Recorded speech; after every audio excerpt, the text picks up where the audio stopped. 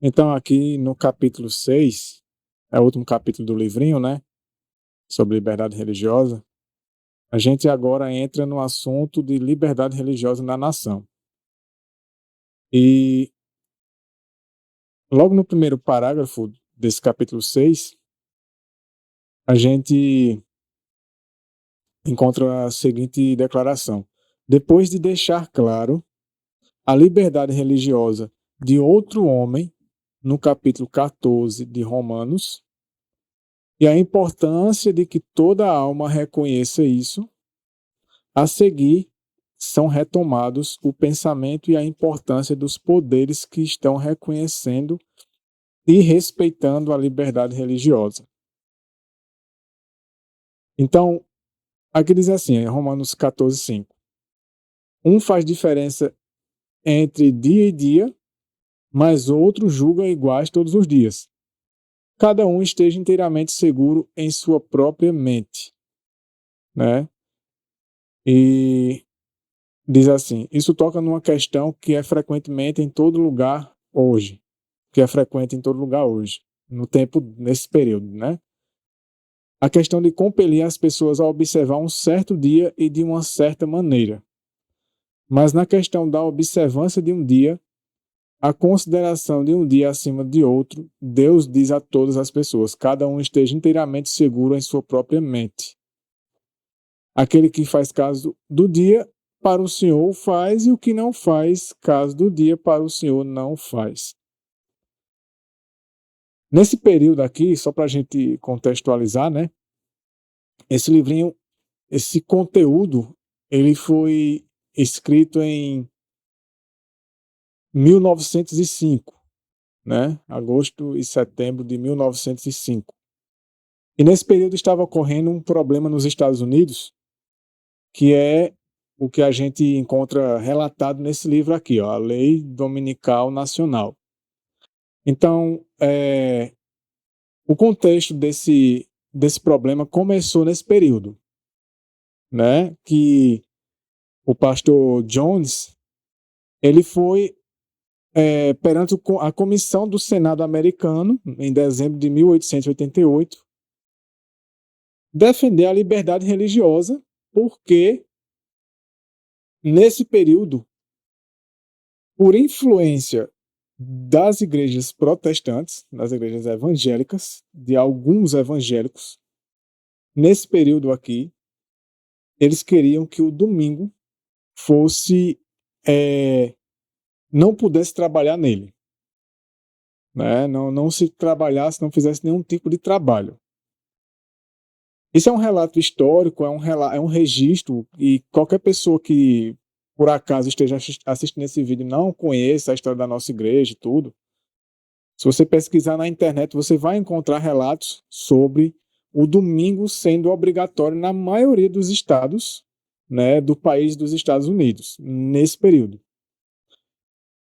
E, embora aqui seja mais de 5 anos depois, o que ele escreveu aqui ainda estava acontecendo, estava tendo resquícios desse problema ainda em 1905. E é com esse contexto, né, com essa história que estava sendo difícil para o povo guardador do sábado, tanto para os adventistas quanto para os batistas do sétimo dia, ele começa a falar que como estava acontecendo essa questão dos poderes políticos por influência dos poderes religiosos, né, das igrejas, querer impor um dia para não trabalhar, né? E por coincidência esse dia era o domingo. Então, ele diz o seguinte aqui, na página 34. É interessante que isso estava acontecendo, né? Isso é um fato. Isso aconteceu na prática, nesse período, nesse país. E às vezes as pessoas pensam que os adventistas têm essa conversa de que o domingo vai ser obrigatório, mas já foi. Mas graças a Deus foi retido, porque na realidade a gente depois vai explicar o porquê que acabou sendo engavetado, arquivada essa proposta, né? Uma coisa que a gente tem que deixar claro é que Não foi. Ela tá lá Então, congeladinha, ela né? foi exatamente, ela foi arquivada, ela não foi Isso, apagada, isso, em né? determinado tempo ela vai Ela foi entrar no Foi engavetada. extinto, né? Vai um É, dia ela vai. não foi uma lei, digamos assim, uma proposta que foi apagada de vez. É, O projeto foi apresentado, eles queriam implementar um, um dia de guarda, né? era, Que no caso seria o domingo, como um dia obrigatório. Todos deveriam, por lei, guardar o dia de e domingo. não Esse trabalhar. era o projeto. Uhum. Mas graças a Deus, como tu já mencionou, a ida do pastor Jones ao Senado dos Estados Unidos fez com que esse projeto de lei fosse arquivado, não fosse executado. Chegou muito perto. Eles tiveram como diz a pena inspirada, eles arrogaram, né? A nação dos Estados Unidos arrogaram o poder para Eles decretar. demonstraram que tinham poder para fazer isso, né? Só que eles não conseguiram, graças a Deus. E lembrando também que aí é dito lei dominical nacional, mas nos estados americanos, né? Americanos já havia essas leis. E há estados americanos hoje que existem ainda essas leis. Exato. Então, para que essa lei ela seja nacional, isso não vai demorar, né? Porque, de fato, aconteceu de vários estados nesse país terem aderido, né, a esse Faltaram apenas projeto. 4 para ser nacional. Isso. Veja, como chegou em quê? 90 e poucos % do país praticamente guardando o domingo. Só que vocês vão ver como é que era essa guarda desse E domingo. é por lei, né? Se alguém desobedecesse, realmente era punido civilmente. E como era que acontecia, né? Preso, pagava multa. Quais eram os critérios? Mas veja, o princípio que ele aborda aqui ainda nesse livrinho de liberdade religiosa, uma coisa é certa. Tudo que a gente viu até agora vai culminar nisso aqui, né? É aquilo que a gente diz, o problema começa em casa. O problema começa em casa, depois vai para a sociedade, depois vai para a igreja, daqui a pouco é levado para o governo, né? Então, quando a gente aprende, quando a gente se habitua a não respeitar a liberdade de consciência das pessoas, seja lá com o que for, isso depois vai partindo para o lado religioso e daqui a pouco isso vai aumentando a tal ponto de que fácil as pessoas vão aceitar uma lei do governo, né, com relação a isso. Porque ele diz assim, ó, então veja aqui na página 34, que qualquer dia que não é respeitado para o Senhor, não é absolutamente e verdadeiramente respeitado, porque não há nada nele que verdadeiramente ser respeitado. Consequentemente, desde que a observância de um dia é uma questão que diz respeito a Deus e que está entre Deus e a fé e a consciência individual, qualquer observância de um dia de descanso imposta por lei, por um estatuto, pela polícia, por um juiz, por um tribunal ou sanção, é uma invasão da esfera de Deus e do domínio da fé e consciência em primeira instância. E na segunda instância, não é a observância de um dia e nunca pode ser. Então, quando o poder civil, né, o poder do governo, e por extensão todos os outros poderes, quiserem tornar um dia obrigatório, a gente vai ver aqui também que é o interessante que nem o próprio sábado, o sétimo dia, ele tem que ser obrigatório. Mesmo que fizessem uma lei para se guardar obrigatoriamente o sábado do sétimo dia, isso era errado, né? Isso era errado diante de Deus. E aqui dá esse poder ao governo, para o governo obrigar os cidadãos a guardarem um dia, eles estão invadindo, né, uma questão que só diz respeito a Deus. Porque foi Deus quem instituiu. Isso é uma coisa religiosa. Isso é uma coisa espiritual. E o governo ele não tem por direito de se envolver com espiritualidade. Ele não pode obrigar espiritualidade e religião. Aqui diz assim, no segundo parágrafo da página 34. Isso repete a verdade original que é expressa em Gênesis no decorrer de todo o livro. A observância de um dia, de um sábado ou de um dia de descanso pertence a Deus e ao relacionamento com Deus. A fé e consciência individuais. Deus escolheu um dia, isso é verdade. Ele chama todas as pessoas a observar esse dia, isso é verdade.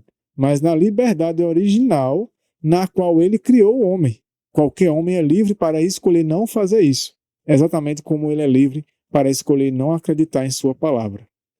Então Deus quer que isso seja feito por livre e espontânea vontade, que seja feito por amor, né? Ele não quer que seja nada obrigado. E aí imagina, você vê o próprio Deus não obriga a humanidade, não força, não coage a humanidade, né? A observar, a guardar o sábado, que é o dia que ele mesmo instituiu, né? Que é o 7º dia. Imagina você ser obrigado a guardar um dia que não tem respaldo da própria palavra dele, do próprio Deus. E diz assim: e quando qualquer homem escolhe não considerar o dia que Deus constituiu, sua responsabilidade por isso é devida somente a Deus. E para homem nenhum, ou grupo de homens, para nenhuma legislatura ou tribunal na terra. É só entre Deus e o homem. O único juiz capaz de julgar e que deve e que fará esse julgamento é Deus. E isso é entre o homem e Deus. Jones, ele inicia esse capítulo, né, citando Romanos 14, versículo 5, que tu já leu. Porque o texto diz assim na minha versão: alguns pensam que certos dias são mais importantes do que os demais, mas outros pensam que todos os dias são iguais. A gente vimos no estudo anterior sobre a questão do comer carne sacrificada a ídolos, né? Haviam aqueles que criam que não era errado e aqueles que achavam que era errado. Aí aqui existe, digamos assim, o mesmo problema, só que em relação a outra coisa. Porque haviam aqueles que pensam que certos dias são mais importantes do que os demais, mas existia outra classe que pensava que todos os dias são iguais. É certo que Paulo aqui, ele não está fazendo apologia de que o dia do Senhor não é o sábado, de que Deus não escolheu um dia para ser guardado. O que Paulo está mencionando aqui, e ele finaliza no versículo 5, ele diz assim, ó: cada um tem a opinião bem definida em sua própria mente. O que ele está falando aqui é de liberdade de consciência. Exatamente. Liberdade de consciência, ou seja, se você crê que o dia de guarda é a quarta-feira, eu tenho que respeitar. Não tenho que perseguir você, não tenho que te oprimir, e não tenho que fazer um projeto de lei para te obrigar, que obrigue você a guardar o sábado. E vice-versa. Se Dani pensa que a sexta-feira é o dia sagrado, é a liberdade de consciência dela. Se ela crê que Deus aceita esse dia, eu tenho que respeitar que ela observe esse dia. Mas eu não tenho que oprimir, eu não tenho que perseguir, eu não tenho que caluniar e nem fazer um projeto de lei que obrigue ela a guardar o sábado. E nós sabemos que, de acordo com a Escritura, o dia que Deus estabeleceu é o sábado. As pessoas podem recusar, podem querer utilizar a Escritura fora de contexto para dizer, não, o sábado não é mais o dia do Senhor, é o domingo. Eles podem fazer o que eles quiserem. Eles têm liberdade para isso.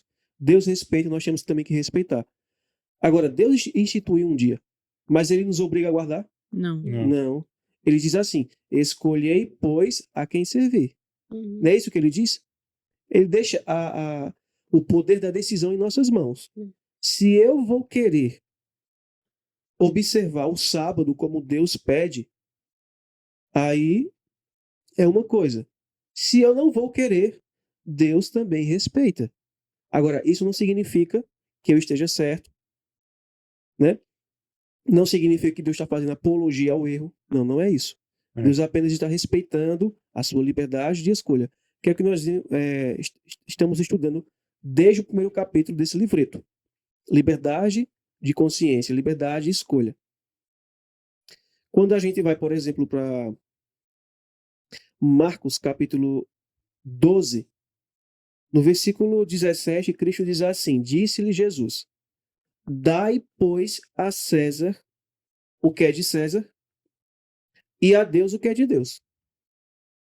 Então, Cristo aqui, ele faz separação entre igreja e Estado. Ele não é a favor de que haja uma união do Estado com a igreja, do governo com a religião. Cristo, ele separou, olha, dai a César o que é de César. O que for de César, César pode legislar, mas o que é de Deus, é Deus quem toma de conta. Uhum. Por exemplo, os 10 mandamentos. São 2 tábuas. Na primeira tábua está escrito os 4 primeiros mandamentos, que falam da minha relação direta para com Deus. E a segunda tábua está escrito os 6 mandamentos, que tem minha relação direta com o ser humano, com o meu semelhante. César, que simboliza aqui o Estado, o governo, não tem poder, não pode legislar na primeira tábua, que menciona os 4 primeiros mandamentos, que fala da relação do ser humano para com Deus. Porque aquilo dali, esse relacionamento, é uma questão, como a gente viu no primeiro capítulo desse livreto, é uma relação individual da criatura para com o Criador. E nenhum outro ser humano pode querer tirar do seu semelhante essa liberdade que o próprio Deus deu. Então, Deus é contra a união do Estado com a igreja. Por mais que muitos queiram unir o Estado com a igreja, e a gente vai ver que a união do Estado com a igreja, ela suscitará perseguição. Porque sempre foi assim. Sempre que a igreja se unia ao Estado, aqueles que não queriam seguir os dogmas religiosos impostos pela igreja, era perseguido pelo poder civil, liderado pela igreja. Então, por isso que Deus não quer que haja essa união de igreja com o Estado, porque sempre que houve essa união, veio perseguição sobre os fiéis, aqueles que queriam ser fiéis unicamente à palavra de Deus. Então, a gente vê que não se pode haver essa união. Cristo, ele deixou bem claro: dai a César o que é de César, dai a Deus o que é de Deus. César pode legislar em relação aos 6 mandamentos, aos 6 últimos mandamentos, porque ali é um relacionamento entre nós. Não é entre nós e Deus, é entre nós seres humanos. Por exemplo, o mandamento não diz não furtarás. Então, eu não devo, na realidade, furtar algo do meu semelhante. Se eu furto, César pode me punir? Sim, porque é algo que está relacionado ao governo. Isso. O governo, ele tem que conceder aos seres humanos, digamos que, proteção. Segurança. A pessoa pode ter o seu direito de ir e vir sem ser molestado por outro. Então, nesse ponto, César, o governo, ele pode entrar, punir o transgressor, para que, assim, a sociedade ela possa ser protegida e preservada. Agora, por exemplo, se eu decido guardar o sábado, e vem o governo e estabelece um projeto de lei que me obriga a guardar o domingo. Então, César não pode me obrigar a guardar o domingo e deixar de guardar o sábado, porque isso é um mandamento de Deus para com Deus, de mim para com Deus. Isso. Então, dai a César o que é de César e a Deus o que é de Deus. Com base nisso que você falou, a gente tem que deixar 2 pontos claros. Nesse cenário que nós temos visto, né, desse mundo muito polarizado politicamente. Primeiro, nós temos que entender que essa separação que você fez, ela é correta. E a gente tem que entender também como Satanás ele tem trabalhado para manipular as pessoas de forma que elas achem que a saída para elas desenvolver sua religião é a união da igreja com o Estado. É isso que a gente tem visto muito, por exemplo, principalmente no meio cristão. E a gente sabe que na profecia lá de Apocalipse 13 vai dizer que a besta ela vai ter a aparência de cordeiro, mas falará como dragão. Então isso nos indica que essa restrição da liberdade virá de um governo religioso e cristão. Então, assim, quando a gente vê que a gente tem um inimigo a ser vencido, e esse inimigo em comum é aquele para combater aqueles que tentam degradar a família, a moral e os bons costumes, então você diz assim, os cristãos vão ser perseguidos. Então, o que é que a gente tem que se fazer para se proteger disso? Unir o Estado com a igreja, porque a gente agora vai ter o auxílio de quem para nos proteger? De César. Então, esse é um primeiro ponto. O segundo ponto que a gente tem que analisar é o seguinte, aquilo que você bem disse. Sempre que o Estado e a igreja se uniram, quem foi perseguido? O povo de Deus. Então, assim, isso é uma estratégia espetacular de Satanás. Por quê? Porque vai vir de onde você menos espera. Né? Você vai esperar perseguição como as pessoas têm esperado perseguição, digamos assim, de governos não cristãos. Mas quais são os governos que de fato vão perseguir nesse tempo do fim, que vai cumprir a profecia? Governos cristãos. Então, cristãos, né? Entre aspas. Então, é isso que a gente tem que entender.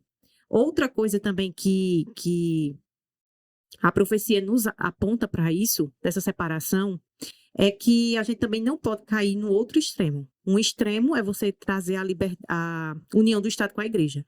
E o outro extremo, que é pregado pelo outro lado, é trazer um Estado não laico, que é o que deve ser, mas um Estado anticristão. De que forma?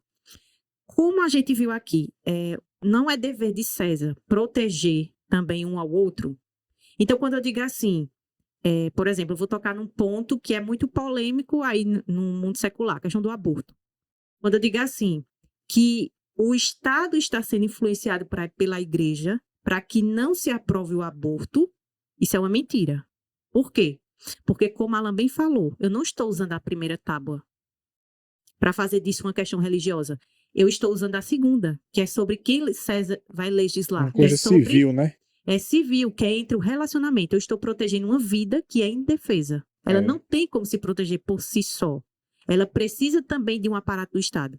Então, a gente tem que ter cuidado com isso. Nem levar para um extremo de trazer esse falso cristianismo que é opressor e que quer delimitar como as pessoas devem adorar, mas a gente também não pode ir para o outro extremo de fazer do Estado algo que seja não laico, né? Porque o Estado laico é aquele Estado que respeita a liberdade de consciência das pessoas, que no caso seria o artigo 5º da nossa Constituição, ele dá esse direito, que o cidadão brasileiro ele pode exercer, ele é livre para exercer sua religião.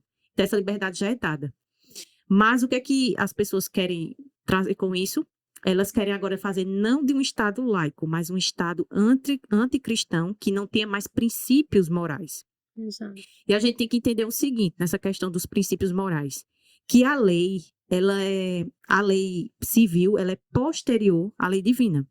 Porque de onde é que se tirou a ideia que não se deve matar um ao outro?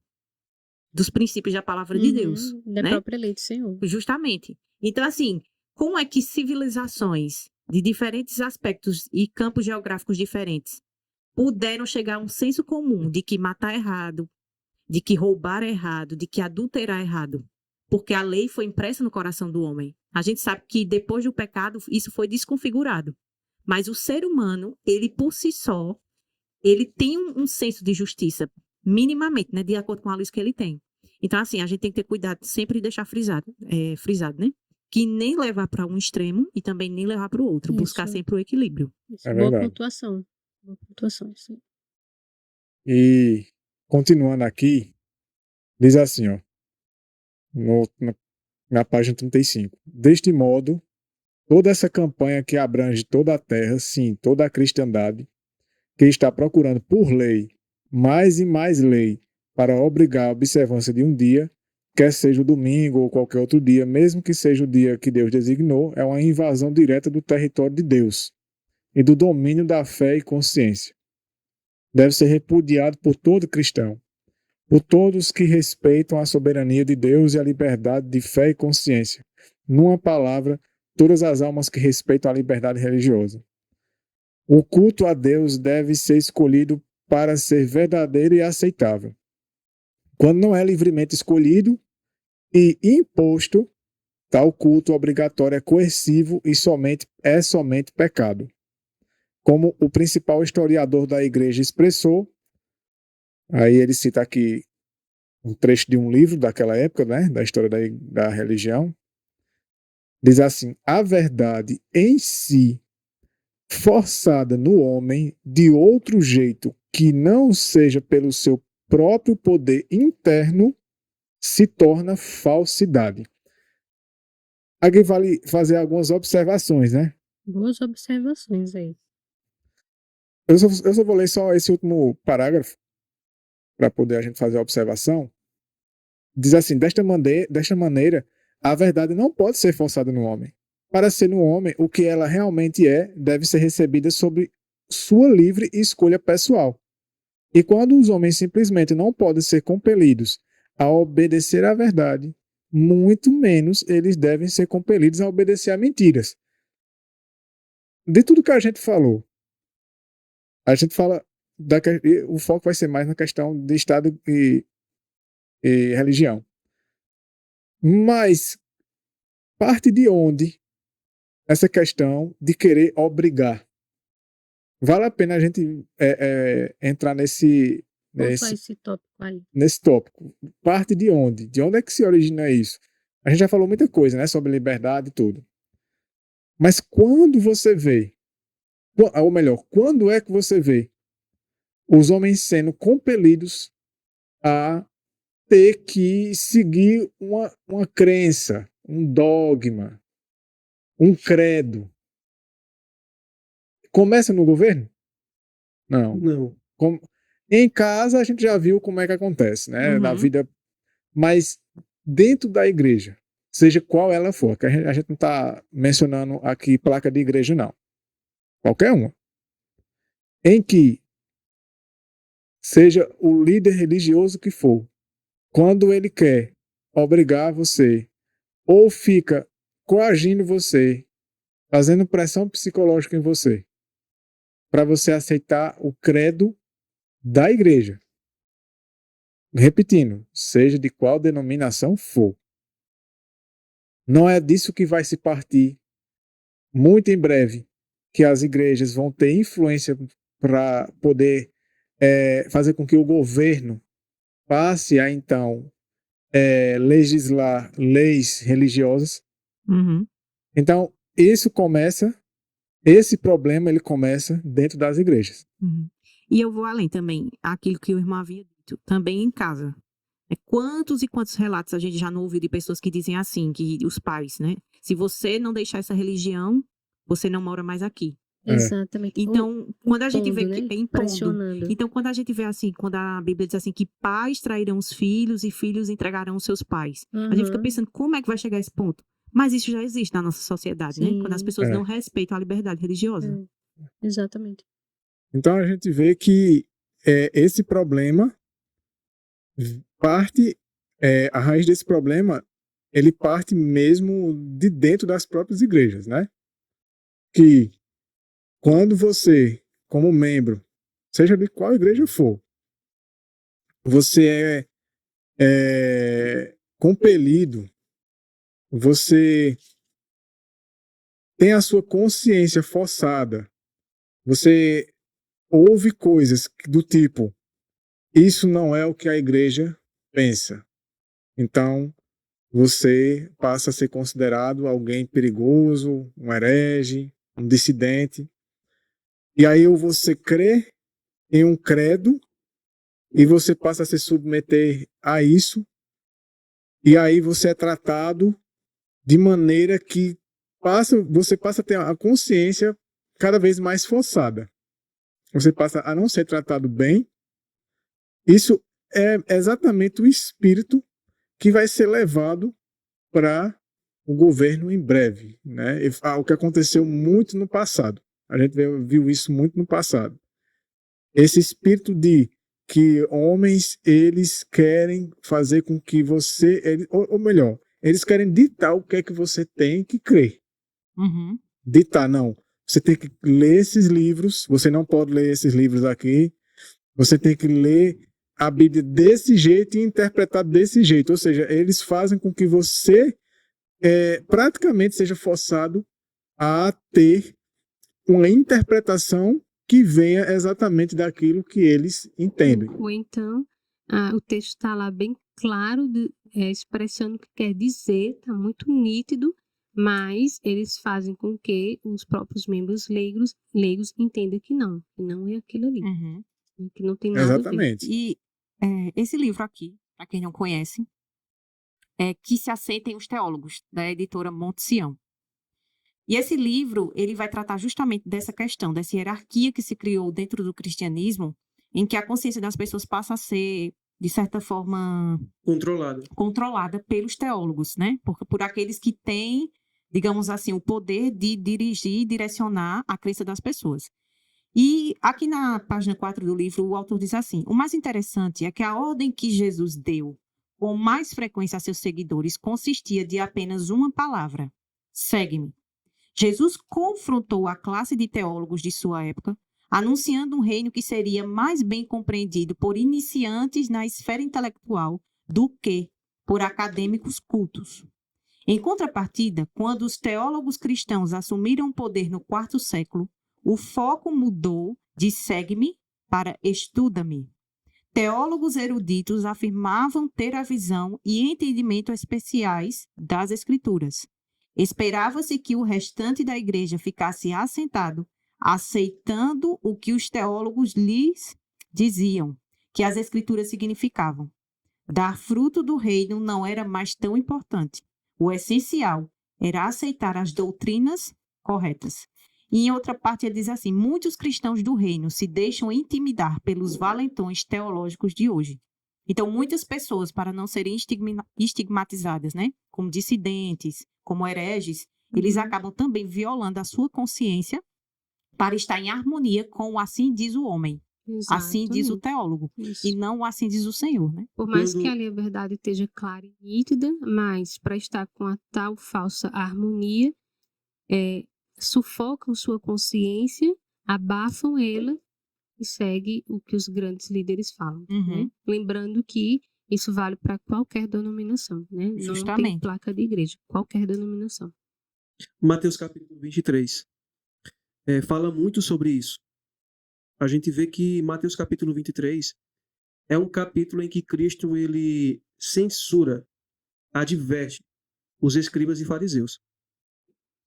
Aí no versículo 2, Jesus diz assim, ó: na cadeira de Moisés se assentaram os escribas e os fariseus. A gente sabe que Moisés era um profeta. Moisés era um profeta e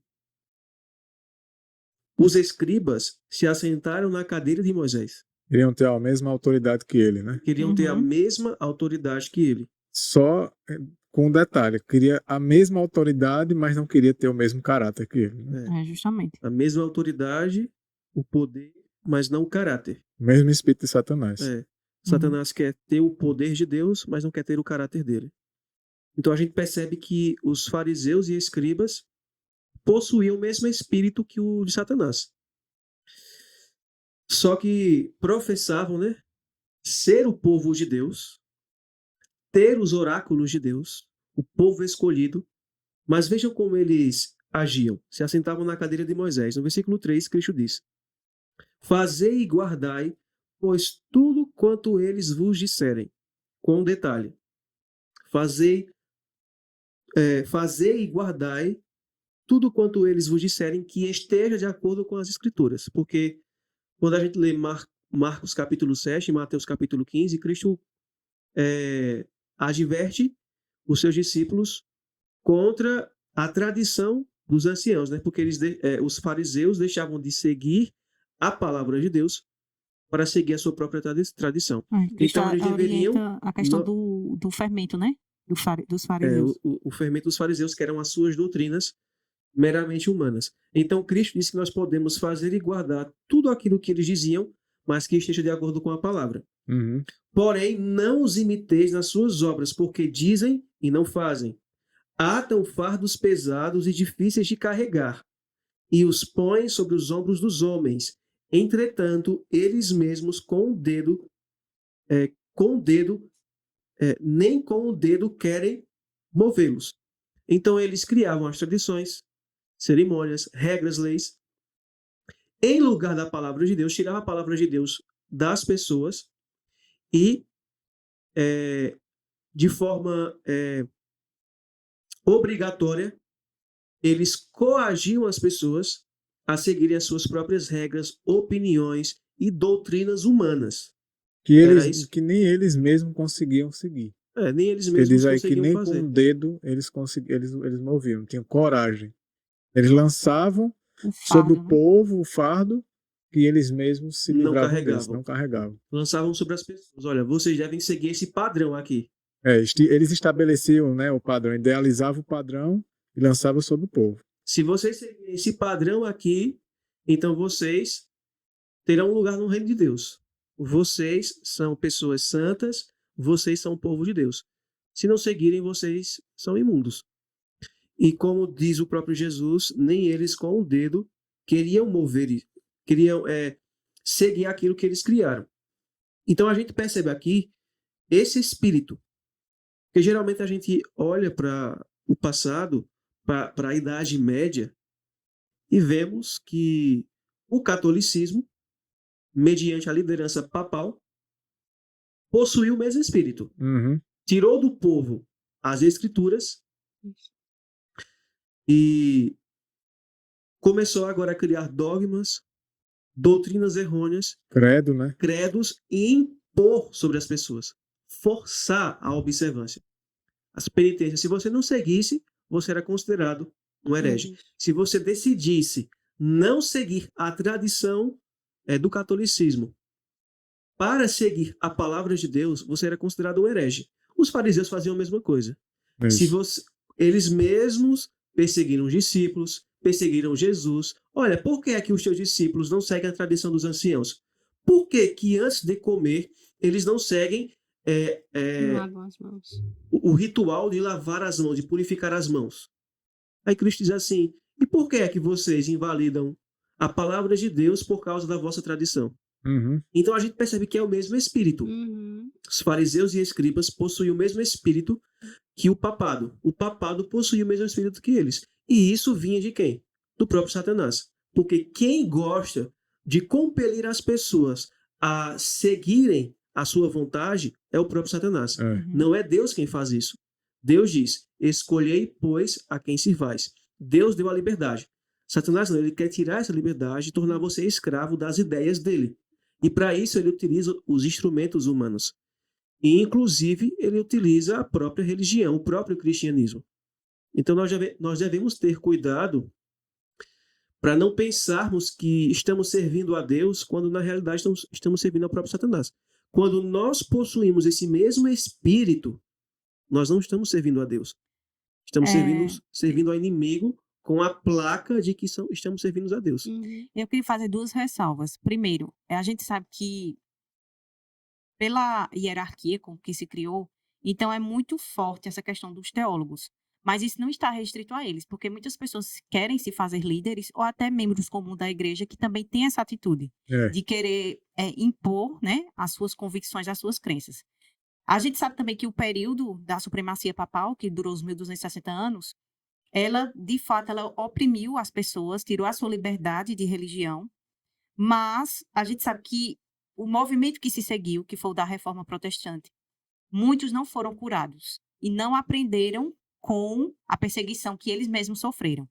Aqui no livro, também, aqui, que se assentem os teólogos, tem um trecho bem rápido que eu vou ler aqui, que fala sobre justamente isso. Diz assim, foi no ano de 1562, na cidade de Waiblingen, no sudoeste da Alemanha, a acusação, heresia. O cenário já fora testemunhado inúmeras vezes na Europa por no mínimo 1000 anos. A maioria desses julgamentos contra a heresia, até então, fora realizada pelas autoridades católicas romanas. No entanto, as autoridades que Caspar, que era um homem, um anabatista, enfrentou, eram luteranas. Os tempos haviam mudado, mas a natureza da cristandade não. Então, os protestantes, eles não aprenderam, não todos, né, obviamente, mas muitos não aprenderam a seguir o Respeitar. princípio para respeitar a liberdade religiosa. E quando a gente vê as profecias do tempo do fim, de novo, serão os protestantes, aqueles que com mais afinco, eles tentarão cessear a liberdade das pessoas. Então, esse espírito não foi curado dentro do cristianismo também protestante. A gente vê isso nesse período aqui em que Cristo viveu. Os fariseus e escribas, eles substituíram a palavra de Deus pelas tradições humanas. Era isso que ele fazia. E Cristo combateu fortemente isso. João Batista também. Aí, o que foi que esses líderes fizeram? Eles influenciaram o governo romano, ou seja, união da igreja com o Estado, para quê? Matar. Para crucificarem a Cristo. Para forçar, né? E depois perseguir a igreja cristã. Como a gente vê no livro de Atos, tem uma parte que eles prendem Pedro e eles obrigam o quê? Olha, não queremos que vocês preguem esse nome aqui, que era Jesus. Aí eles são soltos e em seguida eles começam a anunciar. Então a gente percebe que eles não respeitavam a liberdade de consciência. E todo aquele que não seguisse os seus dogmas para seguir a palavra de Deus era considerado como uma pessoa imunda, Isso. um herege. E era levado para onde? Era levado para ser castigado. Isso, Uhum. castigado pelo tribunal Romano. Romano. E muitos É. deles foram até mortos, como Estevão. Estevão foi morto por eles. Então a gente percebe que a união da igreja com o Estado para forçar as pessoas que querem seguir fielmente a Deus e não as tradições humanas sempre vai gerar perseguição, tortura e morte. Isso. A gente percebe esse espírito nos fariseus e escribas e o que eles fizeram com Cristo. Uhum. Então, e também como o Dani comentou, a gente olha para os líderes religiosos que possuíam esse espírito. Mas muitos de nós, leigos, membros leigos, fazemos a mesma coisa. Quantas e quantas vezes a gente não já compeliu algum irmão ou irmã a fazer aquilo que a gente pensa? Ou perseguir, obrigar, debater, não, mas o certo é esse. Mesmo que a gente tivesse com a razão, o certo é esse. Mas Deus não nos Não comissionou orienta, né? para obrigar as pessoas a aceitarem a verdade dele. Exatamente. Se ele quer Deus, o Criador de tudo, não obriga as suas Não criaturas, obriga, não impõe. não impõe, não coage, mas dá a liberdade, porque eu tenho que fazer isso. Eu não tenho esse direito de querer coagir o meu semelhante a seguir aquilo que eu quero, mesmo que seja a verdade. Inclusive a mentira. Aí é que a gente não Que é deve... pior ainda. Não. Pior ainda. E uma coisa bem séria que a gente sabe que Satanás está formulando na mente das pessoas é que o pior é que as pessoas acham que isso é o correto a ser feito. Porque quando a gente vai ver lá, quando Caifás, ele diz assim, que um homem deverá ser morto para o bem da nação, para que a nação seja poupada, né? Aí Cristo lá em João capítulo 16, verso 2, aí ele já orienta os discípulos, né, que isso aconteceria. Ele diz assim, eles quem? Vos expulsarão das sinagogas? Sim, vem a hora em que todo o que vos matar julgará prestar um serviço a Deus. Quando a lei de Deus diz o quê? Não matarás. Não matarás. Exatamente. Mas a palavra do homem vai se sobrepor de tal forma à palavra de Deus que as pessoas chegarão ao extremo. O que é o ato mais extremo que um ser humano pode cometer contra o outro? A morte. E eles acharão que farão um serviço a Deus. E a gente tem que voltar novamente àquele princípio posto pelo próprio Cristo. Mateus 22, agora eu vou ler Mateus 22. Mateus 22, versículo 21. Dai, pois, a César, o que é de César, e a Deus, o que é de Deus. Então, Cristo, ele separou igreja e Estado. Ele não aprova a união da igreja e do Estado. César, ele pode legislar sobre a segunda tábua, sobre a segunda tábua da lei, que contém os 6 últimos mandamentos da lei de Deus, que se refere do meu relacionamento com o meu semelhante. Agora, César não pode legislar na primeira tábua da lei, que são os 4 primeiros mandamentos que se referem-se do meu relacionamento para com Deus. César não pode me proibir de adorar outros deuses. César não pode me proibir de fabricar imagens e de prestar culto a elas. César não pode me obrigar é, a tomar o nome de Deus em vão. Eu tomo se eu quiser. César não pode me obrigar a guardar um dia, porque os 4 primeiros mandamentos fala do meu relacionamento para com Deus. Então, tudo aquilo que envolve o meu relacionamento para com Deus, a minha consciência para com Deus, César, o governo, não pode legislar sobre ela. Porque Deus nos concedeu essa liberdade de consciência. Agora, quando se refere ao meu relacionamento para com o meu semelhante, César pode legislar. Como eu já dei o exemplo da questão dos roubos, dos furtos. Então, o poder civil tem que agir para me garantir proteção, de que os meus bens não sejam furtados nem roubados. E o transgressor, ele tem que ser punido de acordo com a lei. Agora, por exemplo, Paulo, ele fala sobre isso. A gente usou Romanos 14, né? Agora vamos para Romanos 13. E Paulo fala sobre essa questão de que César, ele tem esse poder dado por Deus para legislar sobre os 6 mandamentos, sobre a segunda tábua da lei de Deus, não sobre a primeira. Romanos capítulo 13, no versículo 1, Paulo diz assim: toda alma esteja sujeita às autoridades superiores, porque não há autoridade que não venha de Deus. E as autoridades existentes foram ordenadas por Deus. Por isso, quem resiste à autoridade resiste à ordenação de Deus, e os que resistem receberão sobre si mesmos a condenação. Porque os governantes não são terror para as boas obras, mas para as más. Tu, então, não queres temer a autoridade? Faz o que é bom e terás louvor dela, porque ela é o ministro de Deus para o teu bem. Mas, se tu fizeres o que é mal, teme, pois ela não traz a espada em vão, porque é ministro de Deus e vingador para executar a ira contra aquele que pratica o mal. Portanto, é necessário que estejais sujeitos não somente pela ira, mas também por causa da consciência. E também por esta razão pagais tributos, porque eles são ministros de Deus, atendendo continuamente sobre esta mesma coisa. Então, Paulo deixa claro que César foi instituído por Deus para exercer a sua autoridade sobre nós. Agora, veja que não está relacionado com a primeira tábua dos mandamentos, e sim com a segunda tábua. Olha o que diz o versículo...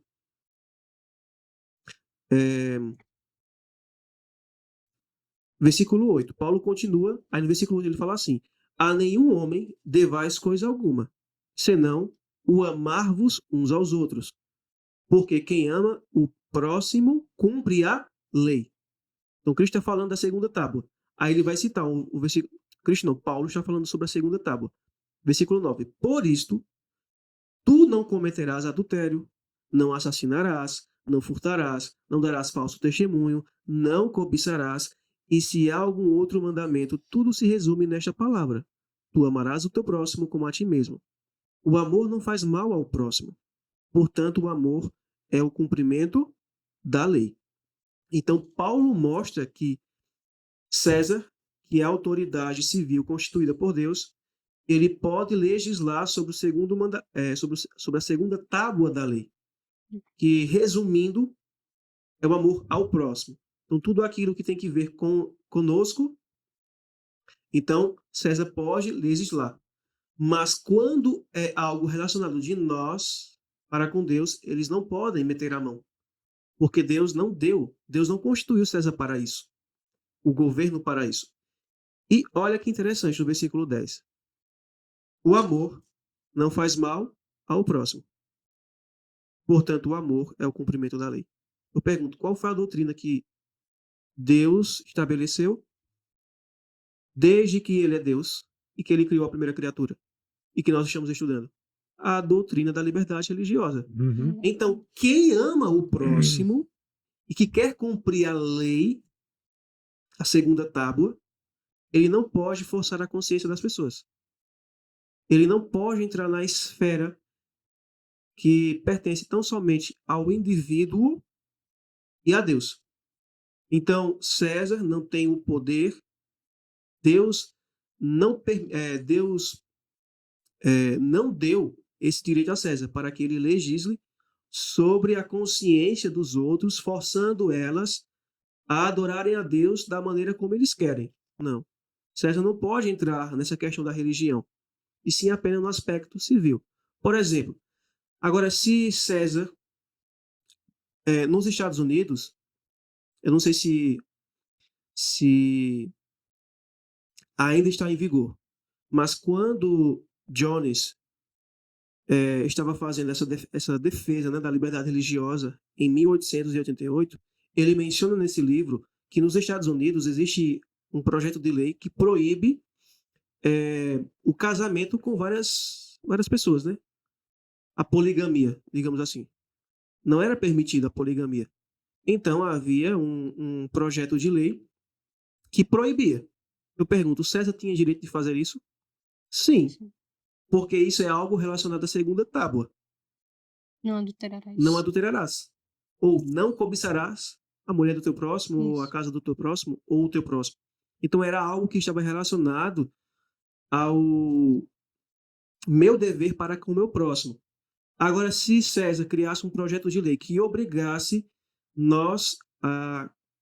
ao homem casar com mais de uma mulher, e aí, eu tinha que obedecer? Não. Antes, importa obedecer a Deus Do que aos homens. do que aos homens. Aqui, César já estaria interferindo a minha liberdade de consciência.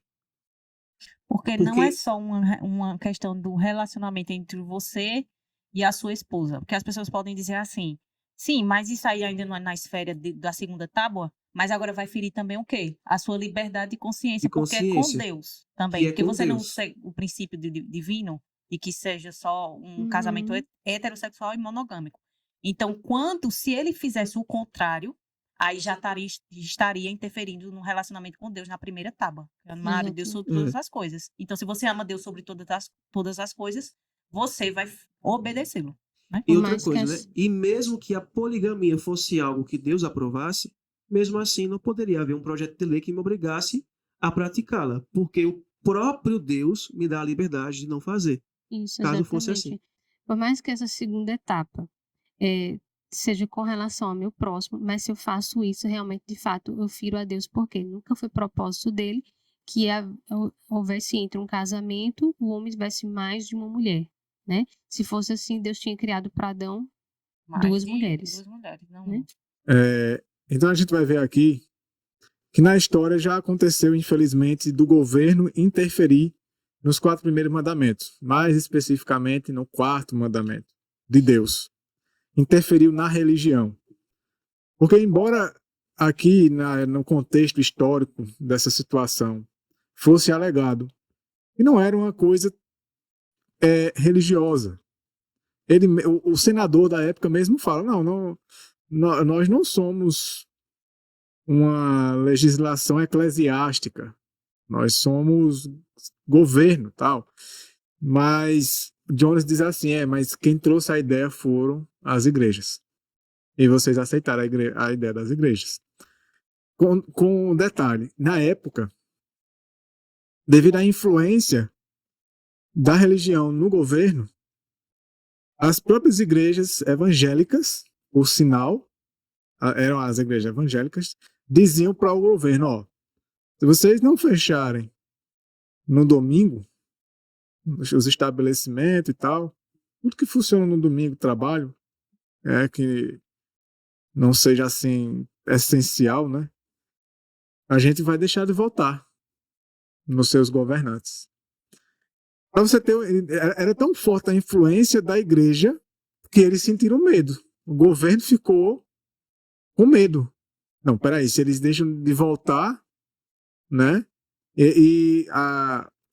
Os líderes, né, que levaram essa ideia de várias igrejas, eles tinham abaixo-assinado, né, de vários membros de várias igrejas. Então eles viram o poder, né, que a igreja tinha. E a igreja dizia assim para o governo: nós temos poder de tirar e de colocar parlamentares, né?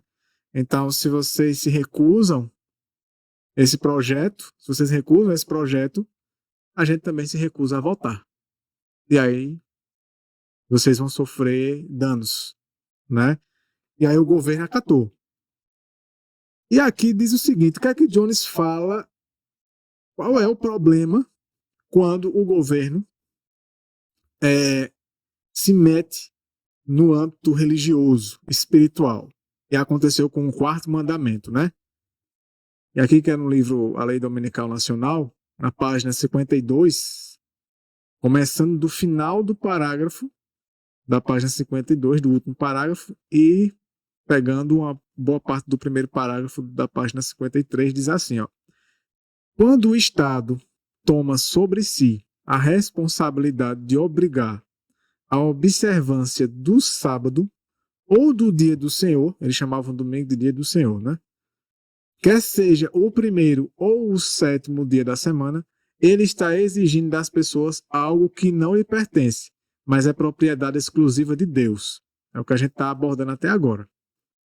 Quando o Estado se encarrega de garantir a observância do dia de descanso, ele está se incumbindo de algo que para ele é uma tarefa impossível, porque a santidade não é um atributo do governo civil, tampouco tem ele o poder ou as credenciais para promover santidade.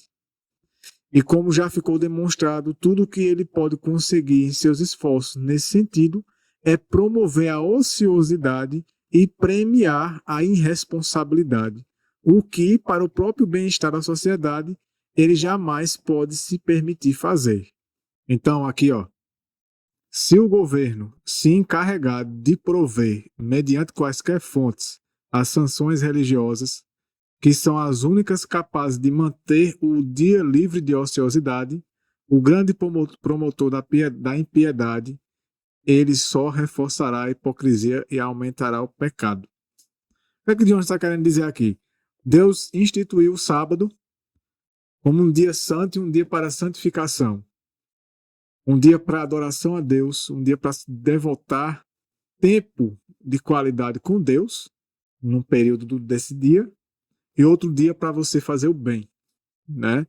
Para você, como Cristo fazia, e até as pessoas transmitir a palavra dele, ajudar as pessoas em suas necessidades. Então, tem um propósito desse dia. Ele é um dia que, se você seguir o que Deus orientou, você não vai ficar ocioso nesse dia. Mas aqui ele está dizendo que se o governo inventa algo desse tipo, agora só que no domingo, ele vai promover a ociosidade e irresponsabilidade, porque o povo vai ficar sem trabalhar, não vai poder trabalhar. O culto que eles deveriam ir no domingo é só à noite, talvez de manhã, mas boa parte do tempo, e aí também não vai partir tanto para o lado de ir para a igreja, mas sim de não trabalhar nesse dia, nem todos vão querer ir, então acaba promovendo realmente uma ociosidade coletiva, né? Sem contar que se eles não vão trabalhar no domingo, eles vão ter que trabalhar qual dia? O sábado, né? Aí é onde vai transgredir o quê? Ao mandamento de Deus, aquilo que o irmão Alan falou. Vai estar tirando a liberdade de Deus com relação à primeira tábua. Né? Justamente. Porque a gente sabe assim que o decreto ele vira com fases, né? Uhum. No primeiro momento, quando ele disse assim, não, tá proibido de todo mundo trabalhar no domingo. Tá, de certa forma está restringindo minha liberdade de trabalhar. Mas ainda assim não viola minha consciência para com Deus. Mas aí ele vai querer não só que eu deixe de produzir no domingo, mas agora eu tenho que fazer a substituição, como a irmã falou. Agora eu preciso produzir no sábado. Uhum. Aí já começa a violar minha consciência, Isso. porque eu vou ter que transgredir a primeira tábua, né? Ser forçada, no caso. E aqui, ó, agora na página 110, aqui na página 110, outro argumento aqui quem fala é o senador Blair, diz assim, para Jones, nessa audiência. Com base nisso, em vários argumentos, né? que Jones estava dando para respeitarem a liberdade religiosa e não instituir essa lei. E aí o senador diz assim para Jones, com base nisso, nesse argumento deles, né? Seu argumento, então, é que não deveria haver nenhuma lei dominical de qualquer natureza. Aí Jones diz, se vocês permitem uma lei dominical, também precisam levá-la até as últimas consequências. Ela deve ser aplicada. Tudo o que eles fizerem no Arkansas, tudo o que eles fizeram no Arkansas foi fazer com que a lei fosse cumprida, da mesma forma que o Império Romano cumpriu a lei e levaram cristãos à morte. Eles simplesmente fizeram cumprir a lei, mas a lei estava errada. Qualquer situação legal que gere circunstâncias como essas reflete uma conjuntura errada de leis. Então ele está dizendo assim, se vocês instituem uma lei de que não pode trabalhar no domingo, consequentemente vocês vão ter que levar essa lei até as consequências final dela. Vocês vão fazer de tudo. Vocês vão ter que fazer com que essa lei seja cumprida, né? E ele cita aí, né, o Império Romano. Que é fazer assim. Porque na mentalidade das leis civis do Império Romano, proibir os cristãos seguirem a Cristo e de disseminar a doutrina de Cristo era algo civil. Era um projeto de lei, para eles era legal. Então eles estavam, Jones, ele até utiliza esse exemplo, né? Então, se vocês estão certos em estabelecer um projeto de lei que obriga as pessoas a guardarem o domingo, mesmo que elas não queiram, então o Império Romano estava correto em perseguir os cristãos, torturá-los, matá-los, aprisioná-los. Eles estavam simplesmente cumprindo a lei. Porque é o mesmo princípio. O mesmo Eles princípio. estavam agindo no mesmo espírito aqui. E o senador Blair disse assim, este projeto de lei propõe que não se faça trabalho para perturbação de outros. Aqui entra numa situação bem interessante, que ele vai falar agora. Esse trabalho foi feito para perturbação de outros. Eles estavam falando de uma situação aqui, em que adventistas foram presos nessa situação, nessa época. Porque eles, veja, eu vou ler aqui, para vocês verem a que ponto chegou. E aí Jones diz assim, eu sei que este projeto de lei dominical nacional propõe que nenhum trabalho seja feito para perturbação de outros. Ele até coloca entre aspas, né? Essa perturbação de outros. E é exatamente nessa frase que se encontra uma de suas piores características. Olha que interessante isso que ele vai falar, é um argumento muito forte.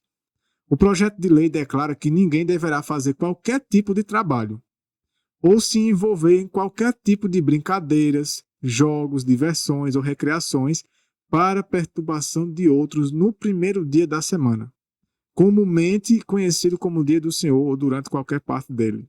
Esse projeto de lei tinha esses aspectos aqui, essas características. Aí Jones diz assim, essa afirmação deixa inteiramente nas mãos de outra pessoa decidir se o que eu estou fazendo a perturba ou não. Aí é onde mora o perigo, né? Aí ele diz assim, isso simplesmente faz com que qualquer atividade feita no domingo fique à mercê do capricho e extravagância de algum vizinho. E todos sabem que qualquer coisa insignificante pode perturbar alguém que já tem um preconceito ou rancor contra você. Antes, ele estava falando o seguinte, Jones dizendo, eu mesmo, juntamente com outros irmãos da Califórnia, tivemos que enviar centenas de dólares ao Tennessee para apoiar as famílias dos irmãos de nossa fé que vivem lá, enquanto os maridos e pais que traziam dinheiro para a manutenção do lar estavam presos por haverem escolhido trabalhar por suas famílias no domingo, por fazerem nesse dia pão, após terem guardado o sábado do 7º dia de acordo com a sua consciência. Vocês entenderam o grau da situação? Uhum. Um vizinho viu uma família adventista fazendo pão nas horas do domingo, se sentiu incomodado. Se sentiram incomodados, o pão estava sendo feito na casa deles, na casa dos adventistas. O pão não estava sendo feito na rua, no quintal, não. Dentro da casa. Ou nem estava sendo feito na casa do outro E que se nem estava sendo incomodou. feito na casa do denunciante. E aí entra o que Jones quis dizer aqui. Ó, o problema dessa lei é que vocês estão entregando de bandeja, assim, na mão das pessoas, para elas determinarem o que é que perturba elas no domingo. Se ela já for uma pessoa que já não gosta de você, se ela vê você fazendo Prato pão assim, cheio. se ela olhar pela janela da tua casa Eu acho. e ver, eu acho que ele tá fazendo alguma coisa que não deveria no domingo. Parece que tá fazendo pão. Aí ela já tem motivo suficiente para ir no governo e dizer: o meu vizinho está perturbando A minha guarda. minha guarda do domingo. E vou além, né? Não vai nem no governo. Na caminhada da jornada, eita, eu vou denunciar meu vizinho tal, no endereço tal, que ele tá fazendo isso e isso. Nossa, acabou, né? A liberdade de consciência dos outros que não estão fazendo nada demais. Que situação. Imagine, assim, se nessa época chegou a esse status, né? Imagine nos nossos dias, onde a tecnologia ela está bem mais Porque aqui- avançada do aqui- que nesse Por local. isso, né, que eu dei o Ou exemplo do que aqui. nesse período histórico aí. Hoje, nos nossos dias, o que é que vai acontecer? Filmagem, tirar foto, Tudo, é. filmar e mandar para o governo. Com certeza vai ter algum número, né? O governo vai dizer: denúncia. denuncie, né? Se alguém estiver lhe perturbando nesse tal dia. Alguém que venha assistir esse vídeo pode achar isso absurdo. Dizer: isso nunca vai acontecer. Esse pessoal está ficando doido. Mas isso aconteceu. Está registrado aqui. Isso é um relato real. Isso são fatos que está registrado. E você quer que eu dê um exemplo vivido por nós? Aquilo que eu já citei aqui a vocês, de uma cidade que a gente morava, né? Essa pandemia nos mostrou muita coisa. A gente morava numa cidadezinha lá no interior de Minas, que estava lá naquele lockdown, ninguém podia sair, não podia ter aglomeração de pessoas. O que é que aconteceu? A cidade disponibilizou um número de WhatsApp e qualquer vizinho, qualquer pessoa que visse que seu vizinho estava violando o distanciamento, né, de pessoas ou fazendo aglomerações, poderia denunciar o seu vizinho através desse número.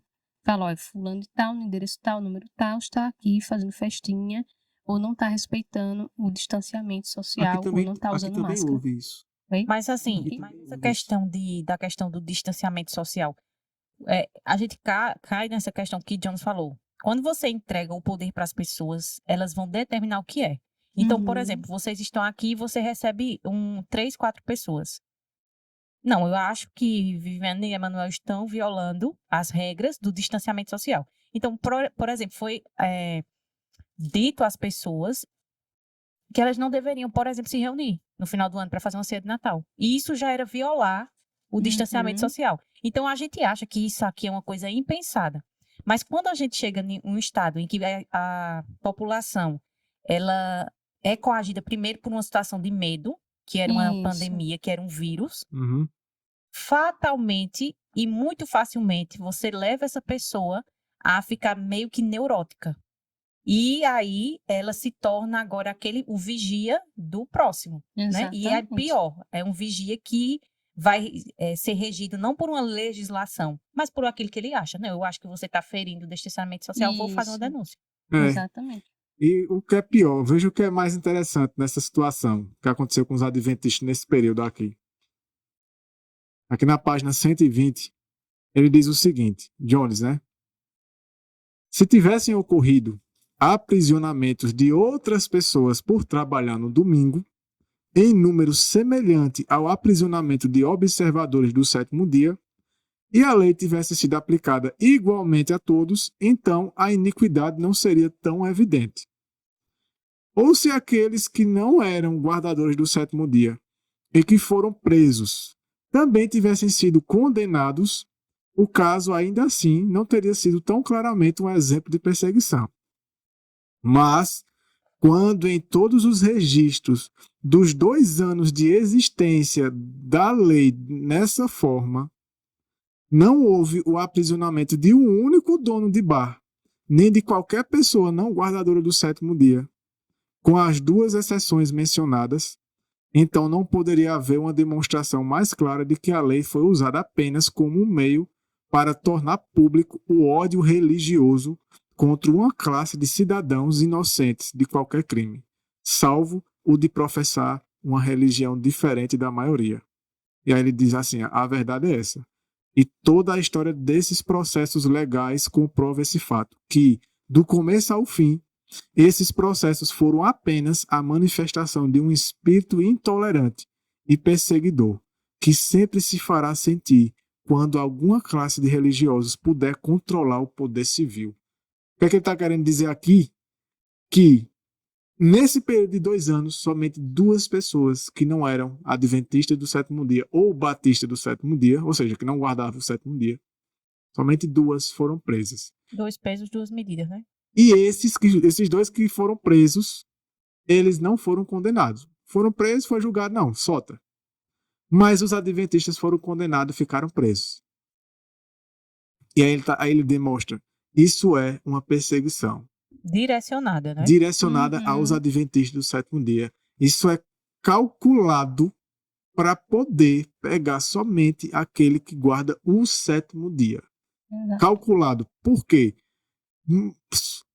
Gente abria bar, não acontecia nada. Às vezes podia até ser multado, levar advertência a alguma coisa.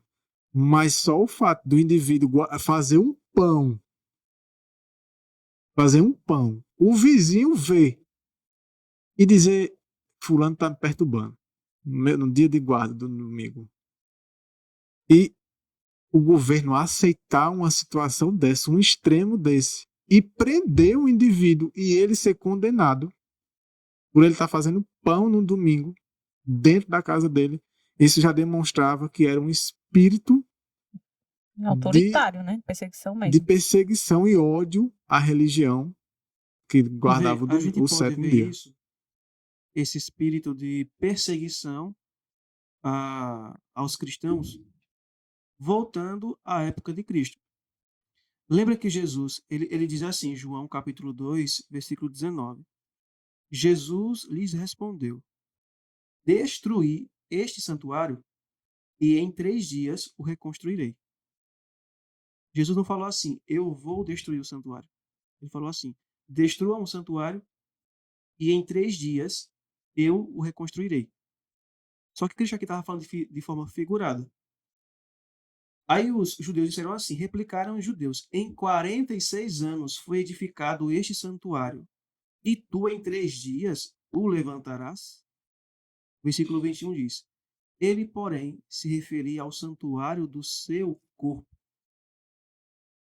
Aí quando Cristo estava sendo acusado por eles perante o sumo sacerdote, o que eles pegaram essa palavra, distorceram e disseram assim, este disse, posso destruir o templo de Deus e edificá-lo em 3 dias.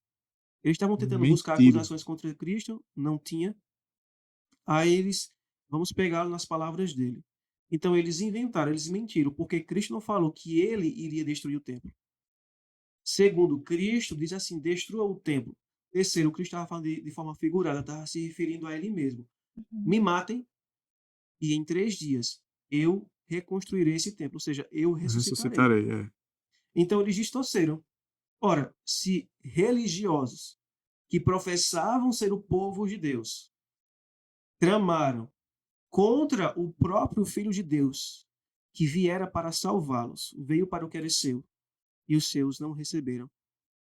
Se eles fizeram isso com o Deus encarnado, quanto mais professos cristãos com o espírito do papado, o mesmo espírito dos fariseus e escribas, que é o espírito de Satanás, quanto mais o que eles poderão imaginar e fazer contra aqueles que querem ser fiéis a Deus, seguirem a palavra de Deus e não as leis humanas. Agora a gente vê assim, né, que a perseguição de Cristo veio de quem?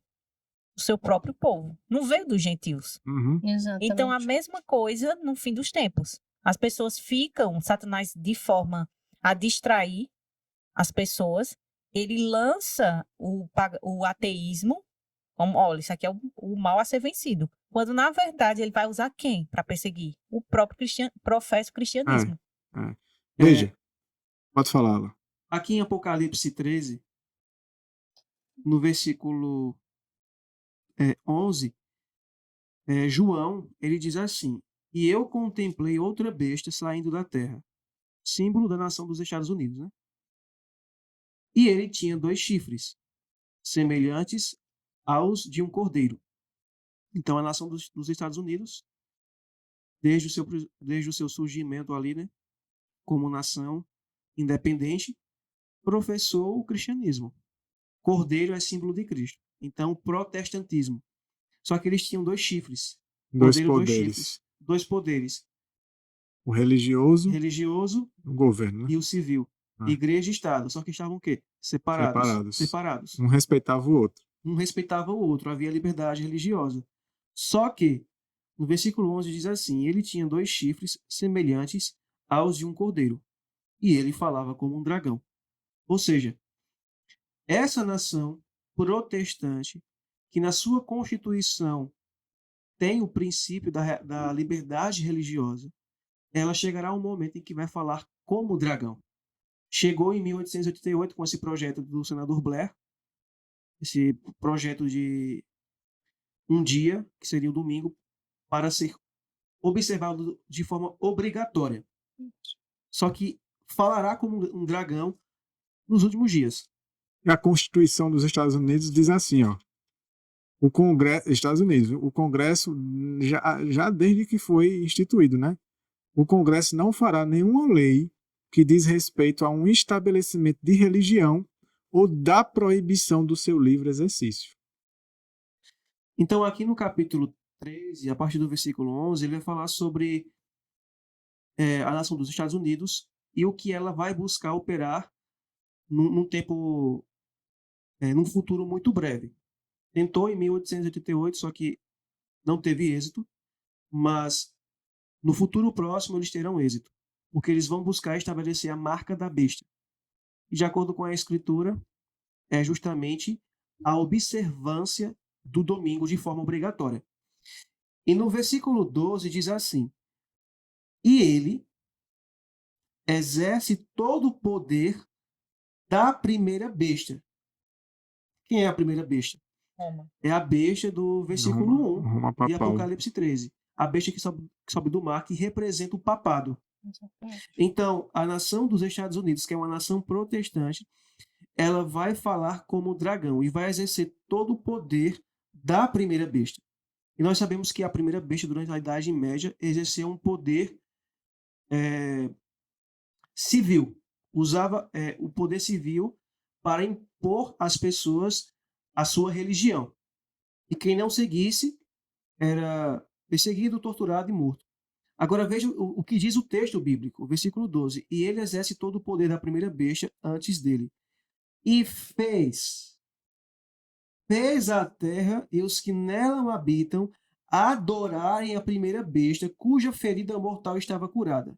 Versículo 13. E ele faz grandes maravilhas, a ponto de fazer fogo descer do céu sobre a terra, à vista dos homens. Então, no versículo 12 diz que ele fez a terra. Ou seja, isso significa que obrigou a terra, forçou os habitantes da terra a adorarem o papado, a seguirem o projeto de lei que será implantado. Então, aqui mostra que a nação dos Estados Unidos, uma nação protestante que respeita a liberdade religiosa em sua Constituição, eles vão falar como o dragão, vão rasgar a própria Constituição. Rasgar a própria Constituição e vão forçar a consciência das pessoas para que sirvam ao papado, para que recebam a sua marca. Que nós sabemos que será a observância do domingo. Isso. E, na realidade, a Constituição, como o Jones fala aqui nesse livro e nesse aqui, ele deixa bem claro, nesse período a Constituição foi jogada na lata do lixo. Foi lançado por terra. Foi lançado por terra. Foi totalmente desconsiderada. E isso é influência de quem? Quem está por trás desse processo que estava acontecendo, dessa legislação? Embora fosse os protestantes, os evangélicos, né, que estavam influenciando o governo, mas a gente sabe que eles eram marionetes, né? Eles eram marionetes de quem? Porque quem vem com essa ideia?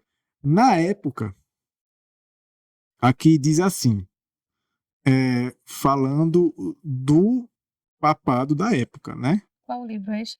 Sim, só para deixar bem claro, agora eu vou ler o livro A Mensagem do Terceiro Anjo, né, de 1893, do próprio Jones, que é desse outro livro. Aqui ele aborda em alguns pontos, aqui, em algumas partes do livro, um pouco sobre essa situação também, que ainda estava lá acontecendo. Ele diz assim, ó, com base no que acabamos de ler, vemos que os princípios do papado são diretamente opostos aos princípios da Constituição dos Estados Unidos. Lerei algumas outras passagens relacionadas com os princípios papais. As citações são da obra Roma e as mais novas modas da religião. E isso aqui é um registro do que o Papa ele expressava naquele período, nessa época daqui. A gente vai ver qual é o Papa dessa época já já.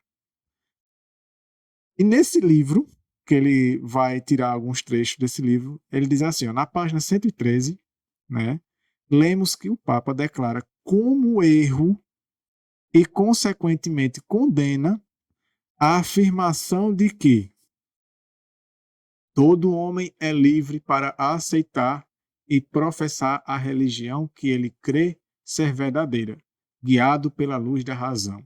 O Papa aqui está deixando bem claro que nessa época o Papa dizia que isso era errado. Eles não consideravam isso. Outro ponto, ele diz assim, a Igreja de Roma considera essa declaração como um erro. Contudo, esta é a doutrina do governo dos Estados Unidos. Ou seja, os Estados Unidos é quem pensa assim, né? Que todos têm que ser livres, né? Para exercer a fé que preferir. Esta é a doutrina da Constituição dos Estados Unidos. Outra declaração considerada erro e condenada por Roma, né, é a de que a Igreja não tem poder de fazer uso da força ou de qualquer poder temporal, direto ou indireto. Roma não considera isso. Isso nesse tempo já, viu? Isso não é coisa da Idade Média, não. Isso era coisa daqueles relatos desse período. Dizendo aqui também, ó, esse é um erro condenado pela Igreja Católica. Esta, contudo, é a doutrina da Constituição dos Estados Unidos, né? E aqui diz assim, é um princípio fundamental do governo dos Estados Unidos o fato de que as igrejas não têm nada a ver com os assuntos do governo. Outro erro condenado pelo papado é a afirmação de que a igreja deve estar separada do Estado e o Estado da igreja. Aqui está dizendo que o Papa não aceitava isso. Aí veja, o que é que diz mais embaixo. Aí ele diz assim, Jones, há uma citação que eu gostaria de ler. Está na página 82. O Papa da época era quem? Aqui, vai mostrar agora. Trata-se da declaração do Papa Leão XIII. Leão XIII, você pode até pesquisar na internet. De 1891. Isso eram declarações de 2 anos. Do tempo que esse livro foi escrito. Referente à autoridade da Igreja e suas prerrogativas. Na página 868 da obra As Duas Repúblicas, e eu faço uma observação. Esse livro, As Duas Repúblicas, escrito pelo Papa da época, Leão XIII, em 1891, o próprio Jones pegou esse livro e fez uma dissertação sobre esse livro. Tem um livro, As Duas Repúblicas, comentada por Jones, ele mostrando os erros, né? Aí ele diz assim, ó, escrevendo para o mundo inteiro, né, nesse livro As Duas Repúblicas, o Papa, né, escrevendo para o mundo inteiro, viu? Isso aqui não era só para os Estados Unidos ou só para a Igreja Católica, não. Isso era tipo essas encíclicas que a gente vê, né, dele. Sobre condições trabalhistas e as dificuldades entre trabalho e capital, governo e proletariado e etc. O Papa diz, naquele tempo, é a Igreja que proclama, com base no Evangelho, os ensinos por meio dos quais o conflito pode chegar a um fim, ou pelo menos se mostrar o menos amargo possível. A Igreja usa seus esforços, não apenas para iluminar a mente, mas para dirigir, mediante seus preceitos, a vida e a conduta dos homens. E age com base no firme ponto de vista de que, para esses propósitos, ela deveria recorrer, no devido grau e medida, à ajuda da lei e da autoridade do Estado. Então, o Papa da época defendia, sim, a união entre o Estado e a Igreja.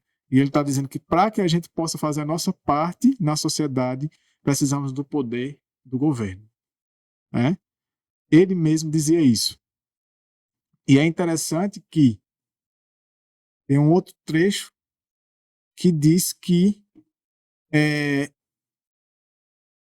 nos Estados Unidos havia já um homem designado pelo Papa que estava lá para trabalhar junto com o governo, já nesse tempo. Né? Era um bispo, alguma coisa assim. E esse homem foi para poder influenciar os Estados Unidos a mudar essa conduta de liberdade religiosa, já nesse tempo. E a gente percebe que o mesmo cenário está sendo montado hoje. Só que quem tem tomado a dianteira, os protestantes. Os protestantes. Roma está preparando um terreno e o protestantismo apóstata... São os peões. Ela lança para fazer o serviço por ela e ela só está por trás Fica como cérebro, né, sombras. coordenando nas sombras. Isso, o protestantismo não está nem percebendo que eles estão inclusos nessa armadilha, né? Que isso é uma armadilha. Eles mesmos não estão se apercebendo que eles é que vai empurrar para tudo isso aí vir.